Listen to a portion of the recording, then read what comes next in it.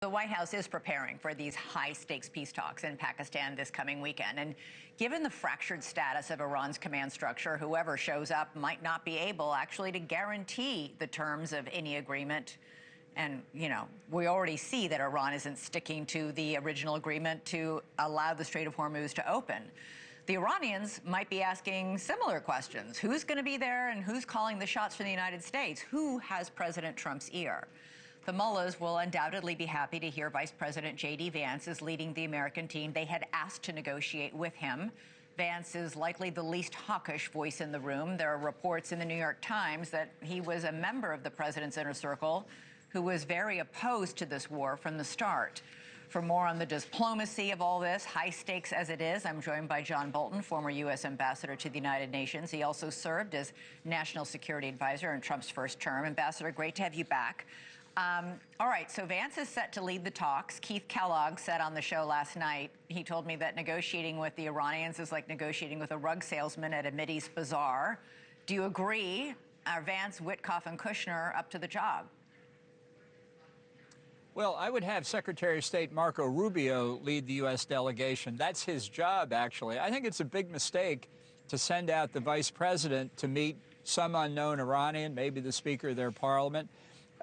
Vance is, by definition, the next thing below the president, and the stakes make that are there are made much higher by his presence. Rubio's a cabinet officer; it's his job. I think that makes more sense, and I think, in particular, you don't let your adversary pick who your negotiating team is. Do you think they did in this case? We know the request was put out, but why do you think Vance was picked for this?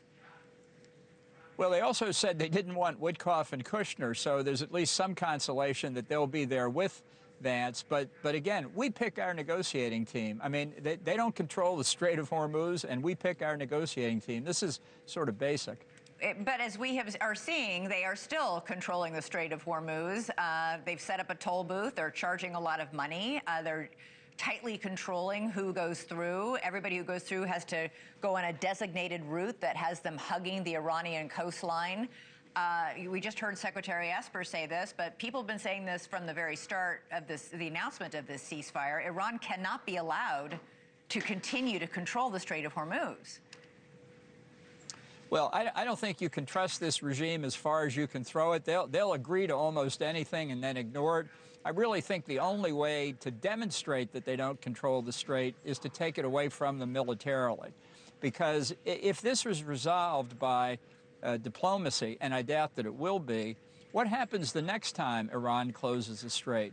The Saudis, the Emiratis, all the Gulf Arabs are there saying, we're not happy to suffer under Iran as a hegemon. It's been a principle of American foreign policy since World War II that no power, no outside power, no power in the Gulf controls access to all the oil. That's what the Iranians are claiming, and it is utterly unacceptable. Thank you for watching. Subscribe below and download our NewsNation app right now on your phone, and you will get fact-based, unbiased news for all Americans.